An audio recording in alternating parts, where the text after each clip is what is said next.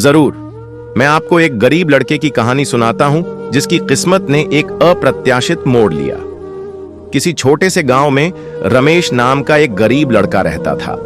उसके पिता एक किसान थे जिनकी छोटी सी जमीन मुश्किल से परिवार का पेट भर पाती थी। रमेश बचपन से ही खेतों में अपने पिता का हाथ बटाता था। वह पढ़ने लिखने का बहुत शौकीन था, लेकिन गरीबी के कारण उसे स्कूल जाने का मौका नहीं मिल पाया। हर सुबह सूरज निकलने से पहले रमेश उठ जाता और खेतों में काम करने चला जाता। दोपहर की तपती धूप में भी वह बिना थके काम करता रहता। शाम को जब वह घर लौटता तो उसकी आंखों में एक सपना पल रहा होता, एक बेहतर जीवन का सपना।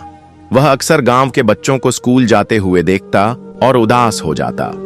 एक दिन गांव में एक नया शिक्षक आया। वह बच्चों को मुफ्त में पढ़ाने लगा। रमेश ने यह सुना तो उसकी खुशी का ठिकाना न रहा।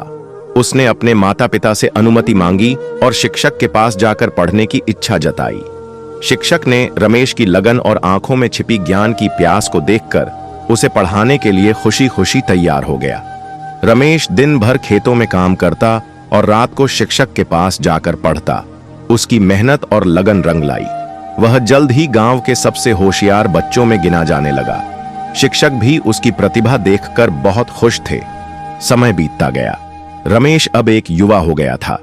उसने गांव के छोटे से पुस्तकालय में जितनी भी किताबें थीं, सब पढ़ डाली थीं। उसकी ज्ञान की भूख बढ़ती ही जा रही थी।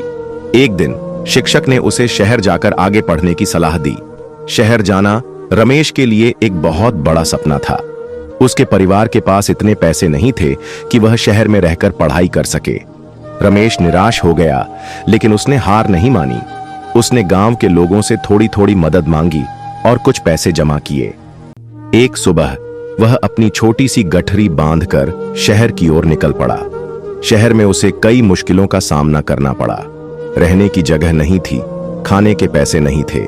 उसने एक ढाबे पर बर्तन धोने का काम शुरू कर दिया और दिन में समय निकालकर एक सरकारी स्कूल में दाखिला ले लिया। रमेश दिन भर काम करता और रात को पढ़ाई करता। उसकी मेहनत और ईमानदारी ने ढाबे के मालिक का दिल जीत लिया। मालिक ने उसे रहने के लिए एक छोटा सा कमरा दिया और खाने में भी मदद करने लगा। स्कूल में रमेश अपनी प्रतिभा और मेहनत के बल पर सबसे आगे रहा। उसने 10वीं और 12वीं की परीक्षा में अच्छे अंक प्राप्त किए। उसकी सफलता की खबर गांव तक भी पहुंची, जिससे उसके माता पिता बहुत खुश हुए। आगे की पढ़ाई के लिए रमेश को छात्रवृत्ति मिली। उसने कॉलेज में दाखिला लिया और खूब मन लगाकर पढ़ा। उसकी लगन और मेहनत ने उसे एक दिन बड़ी सफलता दिलाई। उसने सिविल सेवा परीक्षा पास कर ली और एक बड़ा सरकारी अधिकारी बन गया। जब रमेश पहली बार अपने गांव लौटा तो लोग उसे देखकर हैरान रह गए।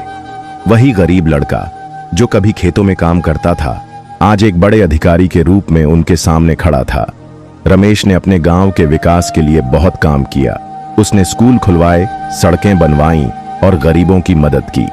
रमेश की कहानी गांव के हर बच्चे के लिए प्रेरणा बन गई।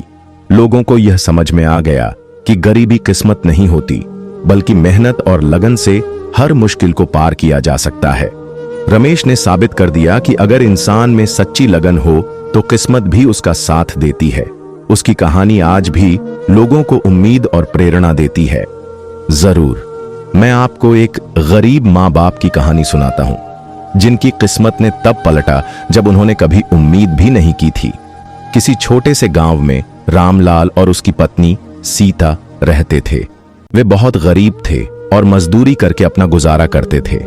रामलाल खेतों में काम करता था और सीता दूसरों के घरों में बर्तन धोती और साफ सफाई करती थी। उनके 2 बच्चे थे, राजू और रानी, जिन्हें वे बहुत प्यार करते थे। रामलाल और सीता का सपना था कि उनके बच्चे अच्छी शिक्षा प्राप्त करें और एक बेहतर जीवन जिएं, लेकिन उनकी गरीबी उनके सपनों के आड़े आ रही थी। गांव में एक छोटा सा सरकारी स्कूल था जहां राजू और रानी पढ़ते थे। रामलाल और सीता दिन रात मेहनत करते थे ताकि वे अपने बच्चों की पढ़ाई का खर्च उठा सकें। कई बार ऐसा होता था कि घर में खाने के लिए भी पर्याप्त अनाज नहीं होता था। रामलाल और सीता खुद भूखे रह जाते थे, लेकिन अपने बच्चों को कभी भूखा नहीं रहने देते थे। वे हमेशा उम्मीद करते थे कि एक दिन उनकी किस्मत जरूर बदलेगी। एक दिन गांव में एक सेठ आया जो एक बड़ी हवेली बनवा रहा था। उसे कुछ मेहनती और ईमानदार मजदूरों की जरूरत थी। रामलाल ने सेठ से काम मांगा और सेठ ने उसे काम पर रख लिया। रामलाल दिन भर कड़ी मेहनत करता और शाम को घर लौटकर अपने बच्चों को प्यार करता। सेठ रामलाल की ईमानदारी और मेहनत से बहुत प्रभावित हुआ। उसने देखा कि रामलाल कभी काम से जी नहीं चुराता और हमेशा अपना काम समय पर पूरा करता है। धीरे धीरे सेठ को रामलाल पर भरोसा होने लगा। एक दिन सेठ ने रामलाल को अपने पास बुलाया और कहा, रामलाल, मैं तुम्हारी ईमानदारी और मेहनत से बहुत खुश हूं। मैं तुम्हें अपनी हवेली की देखभाल करने का काम देना चाहता हूं। तुम्हें रहने के लिए एक छोटा सा घर भी मिलेगा और मैं तुम्हें अच्छी तनख्वाह भी दूंगा। रामलाल यह सुनकर बहुत खुश हुआ। यह उसकी और उसके परिवार की किस्मत बदलने वाला पल था। अब उन्हें रहने की चिंता नहीं थी और उनके पास इतने पैसे भी थे कि वे अपने बच्चों को अच्छी शिक्षा दिला सकें। रामलाल और सीता नए घर में खुशी खुशी रहने लगे। राजू और रानी अच्छे स्कूल में पढ़ने लगे। रामलाल ने सेठ के साथ पूरी ईमानदारी से काम किया और सेठ ने भी उसका बहुत सम्मान किया। समय बीतता गया। राजू और रानी बड़े हो गए। राजू ने शहर जाकर इंजीनियरिंग की पढ़ाई पूरी की और उसे एक अच्छी नौकरी मिल गई। रानी ने गांव में ही रहकर शिक्षिका बनने का फैसला किया ताकि वह गांव के बच्चों को शिक्षा दे सके। रामलाल और सीता अब बूढ़े हो चले थे, लेकिन वे बहुत खुश थे। उनके बच्चों ने अपने जीवन में सफलता प्राप्त कर ली थी और वे अब आराम से अपना जीवन बिता रहे थे। एक दिन राजू अपने माता पिता के लिए शहर से एक सुंदर घर बनवा कर लाया। रामलाल और सीता की आंखों में खुशी के आंसू थे। उन्होंने कभी सपने में भी नहीं सोचा था कि उनकी किस्मत इस तरह बदलेगी। रामलाल और सीता ने अपने जीवन में बहुत दुख और गरीबी देखी थी, लेकिन उन्होंने कभी उम्मीद नहीं छोड़ी। उनकी मेहनत, ईमानदारी और बच्चों के प्रति प्यार ने आखिरकार उनकी किस्मत बदल दी। उनकी कहानी यह सिखाती है कि अगर इंसान में हिम्मत और लगन हो तो गरीबी भी हार जाती है और किस्मत जरूर साथ देती है, भले ही देर से ही क्यों न हो। उनकी कहानी गांव के लोगों के लिए एक प्रेरणा स्रोत बन गई। जरूर मैं आपको एक लंबी कहानी सुनाता हूं जो यह दर्शाती है कि किस्मत कब और कैसे साथ देती है। किसी बड़े शहर में एक गरीब परिवार रहता था। इस परिवार में एक बूढ़ी मां और उसके दो बेटे रवि और किशन थे। रवि बड़ा था, मेहनती और समझदार, जबकि किशन थोड़ा लापरवाह और भाग्य पर ज्यादा भरोसा करने वाला था। उनके पिता का देहांत बचपन में ही हो गया था और मां दूसरों के घरों में काम करके परिवार का गुजारा करती थी। रवि हमेशा अपनी मां की मदद करता था।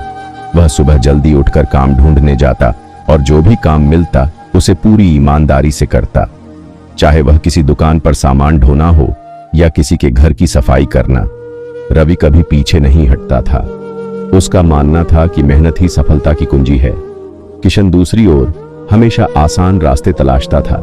वह अक्सर लॉटरी के टिकट खरीदता और घंटों बैठकर यह सपना देखता कि कब उसकी किस्मत खुलेगी और वह रातों रात अमीर बन जाएगा। वह काम करने से जी चुराता और अक्सर अपने बड़े भाई पर निर्भर रहता। कई साल बीत गए। रवि ने अपनी मेहनत से कुछ पैसे जमा किए और एक छोटी सी दुकान खोली। उसने दिन रात काम किया और धीरे धीरे उसका व्यवसाय बढ़ने लगा। वह अपनी मां का अच्छे से ख्याल रखता था और किशन को भी समझाता था कि मेहनत का कोई विकल्प नहीं है। किशन हालांकि रवि की बातों पर ध्यान नहीं देता था। वह अब भी अपनी किस्मत के भरोसे बैठा रहता था। उसने कई बार छोटे मोटे जुए में भी जरूर मैं आपको एक और लंबी कहानी सुनाता हूं जो यह दर्शाती है कि किस्मत कब साथ देती है, अक्सर अप्रत्याशित तरीकों से। एक छोटे से गांव में माधव नाम का एक सीधा साधा और ईमानदार किसान रहता था। वह अपनी पत्नी राधा और अपने दो बच्चों के साथ एक साधारण जीवन बिता रहा था। माधव बहुत मेहनती था और सुबह से शाम तक अपने छोटे से खेत में काम करता था, लेकिन कई बार मौसम की मार और फसल की खराबी के कारण उसे और उसके परिवार को मुश्किलों का सामना करना पड़ता था।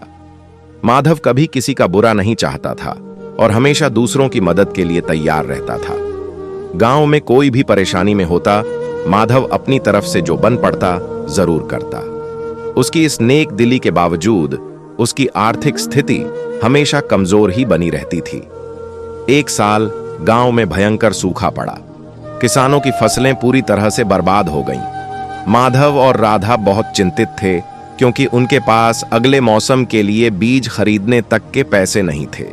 गांव के कई लोग शहर की ओर पलायन करने लगे, लेकिन माधव ने अपनी मिट्टी छोड़ने का विचार कभी नहीं किया।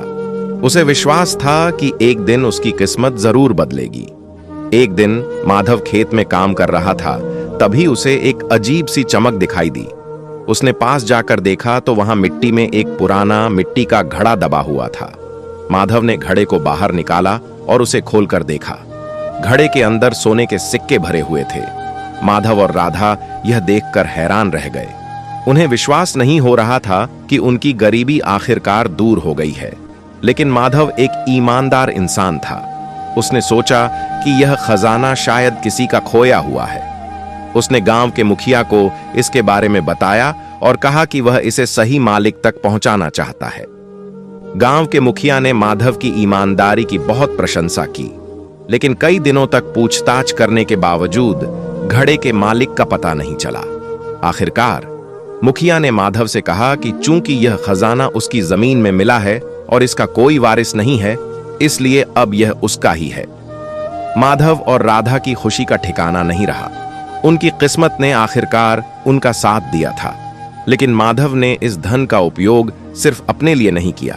उसने गांव के उन गरीब किसानों की भी मदद की जिनकी फसलें सूखे के कारण बर्बाद हो गई थी। उसने उन्हें बीज खरीदने और अपने खेतों को फिर से तैयार करने के लिए पैसे दिए।